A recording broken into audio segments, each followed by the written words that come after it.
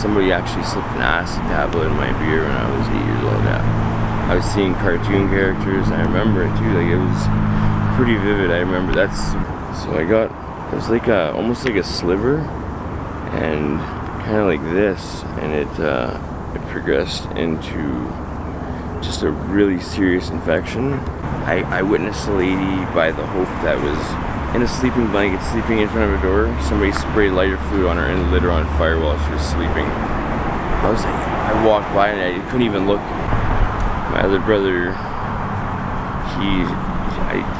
somebody said I think he stabbed somebody in the penitentiary, and he might be in there for a long time, so I might not see him for a while. So it's very low contact between us all.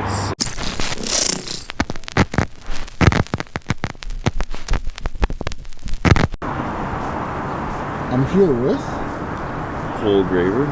Nice to meet you, Cole. Nice to meet you, sir. How old are you? I'm 32 years old. And whereabouts are you from, originally? I grew up in Lloydminster, but I was born in Calvington, Saskatchewan. At what age did you go to Lloydminster?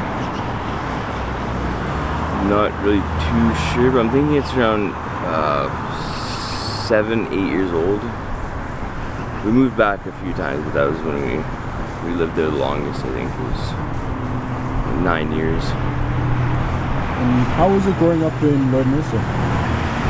It was pretty wild. I didn't really get into too much trouble. It was good until I left. I guess, because when I left, I'd heard so much bad stuff that happened that I was just glad I was gone. So it was like, kind of dodged a bullet leaving Lloydminster. And at what age did you leave Lloydminster? Let's see.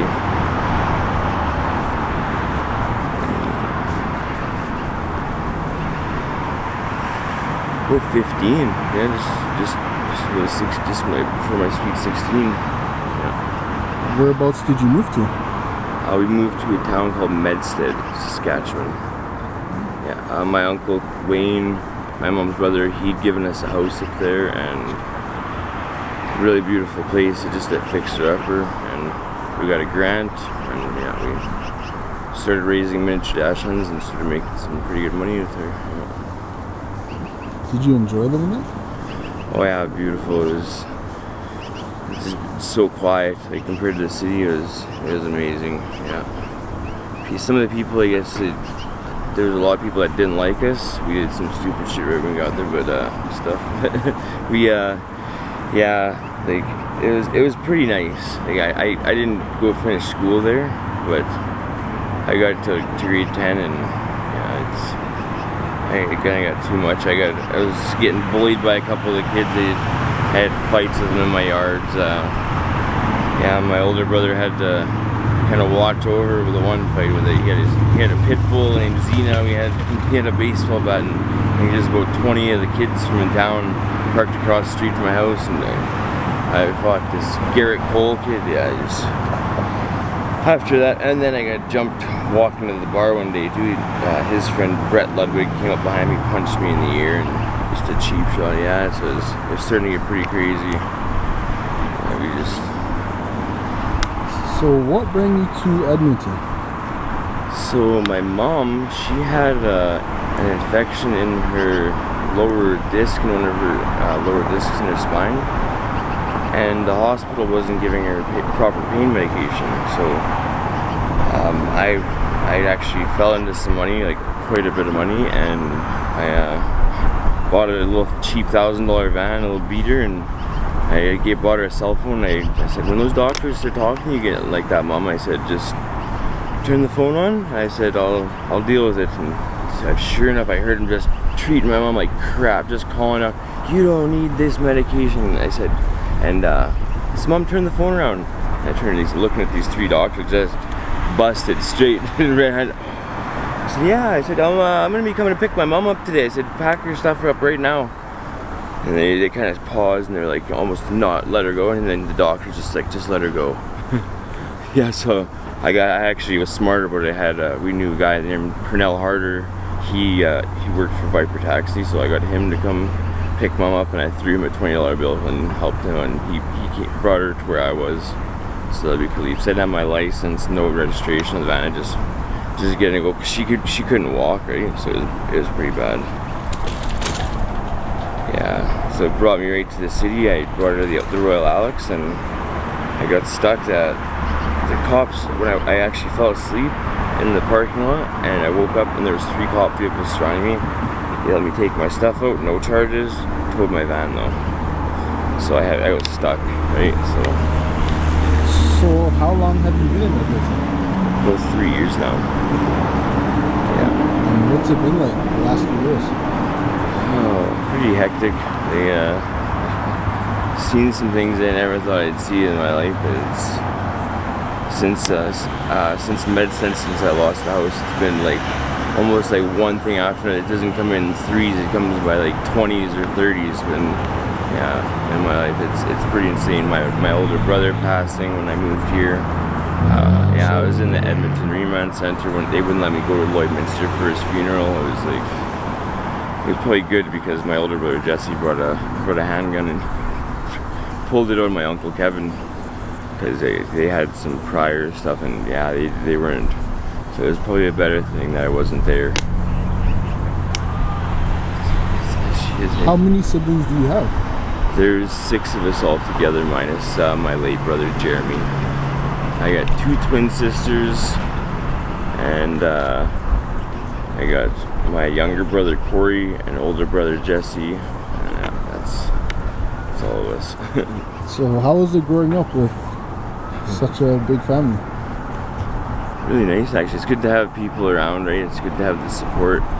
Something I realized about this whole journey to come to the city is that you're stronger, better with your family and your loved ones, building each other up instead of bringing each other down, because nobody wins, right? Mm-hmm. Are you still in contact with your siblings? My little brother, he was in the Remand Center with me. He was next door. I was sending him kites and writing him letters. And Jesse, I haven't heard from him over a year now. My little sisters, I don't really know where they are. My one in Tisdale was the last time I heard from her. She has a baby, and they've been going through some pretty wild stuff with like the opioid addiction. And then my other brother, somebody said I think he stabbed somebody in the penitentiary, and he might be in there for a long time, so I might not see him for a while.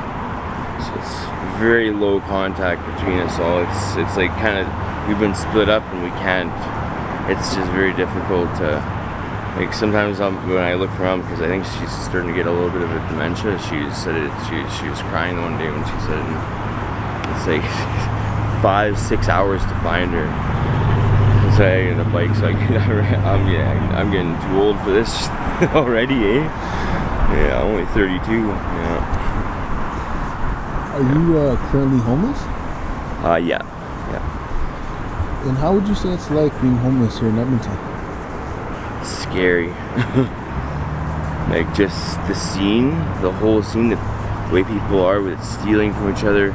I witnessed a lady by the Hope that was in a sleeping blanket, sleeping in front of a door. Somebody sprayed lighter fluid on her and lit her on fire while she was sleeping. I walked by and I couldn't even look. She was alive, but she was screaming because she had stuck to her body. It was pretty intense. Yeah, I've seen seen a few things. I watched my little brother's ex-boyfriend's mom pass away in the last 4 years. I was near another dead body, and when we were going up to Saskatchewan to help move out of the house, one of my ex-girlfriends, she was dating my brother, Chelsea Hurt, she ended up finding her friend Mitch up in the attic, passed away as well. So I was 2 deaths in a week for me. And I almost went up into the attic where he died. So yeah, it's been pretty nuts in the city, just everything. And at what point in your life would you say you tried substances? 8 years old. First time I smoked pot, and somebody actually slipped an acid tablet in my beer when I was 8 years old. Yeah, I was seeing cartoon characters, and I remember it too. Like, it was pretty vivid. I remember, that's one part of it I did remember. I didn't remember the blacking out the night before after I'd started drinking and stuff, but next day I woke up, I was craving cigarettes, smoking weed, 8 years old. Yeah, pretty young. Yeah. First time I tried acid too, so that's pretty intense for an 8-year-old. Like, when my son was 8, I couldn't even, I would whip his little butt. Oh my god. What did that progress into? Daily use of fentanyl, opioids. It's just a heavy addiction to pretty much anything that I could get my hands on, like, just to block everything out. That going through a lot. My dad passed away in Saskatoon. He was, I heard that he was shot. So I didn't really know my mom. We didn't really talk about it much about how he actually passed, but I'm sorry to hear that. yeah, it's been tough. Losing 2 people. Like, my brother was like my role model too, so it's, yeah, he's my guidance. What are some of the craziest things you've seen being homeless in Edmonton? Here, I seen my neighbor get her leg blown off by it was just a friend they had over. Some type of a disagreement broke out, and I was in my suite next, and I heard pop. There's a door in our suites that connect to each other from it's like a water, something for the water. Yeah, and I went through the second door, and I seen him dragging her up the stairs. So I go back out, I run up my stairs, I'm in the basement suite, and I come up and I look out, and he's dragging her by, and her calf's blown off, like it's gone.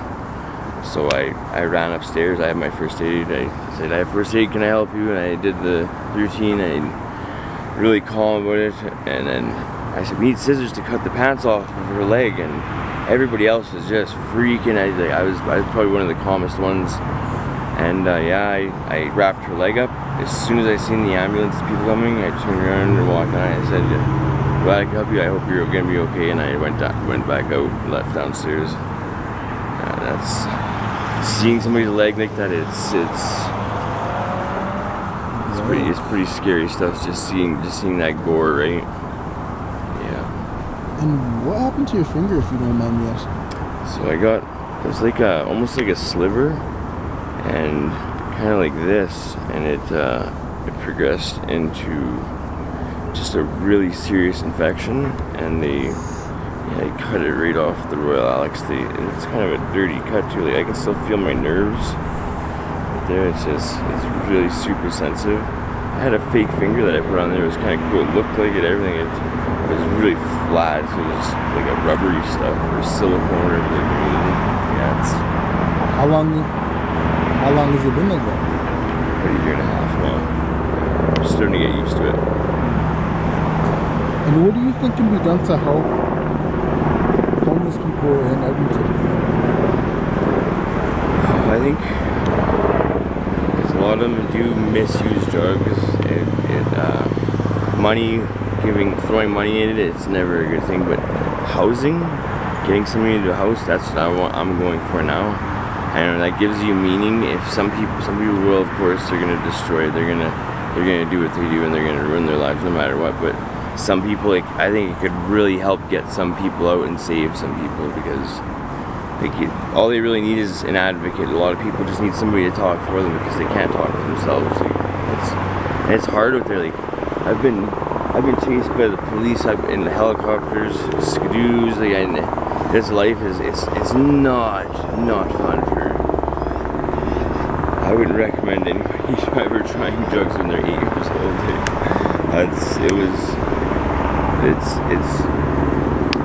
It's definitely a blessing to be here and alive right now, even just talking to you. So yeah. Thank you very much for your time. I appreciate it.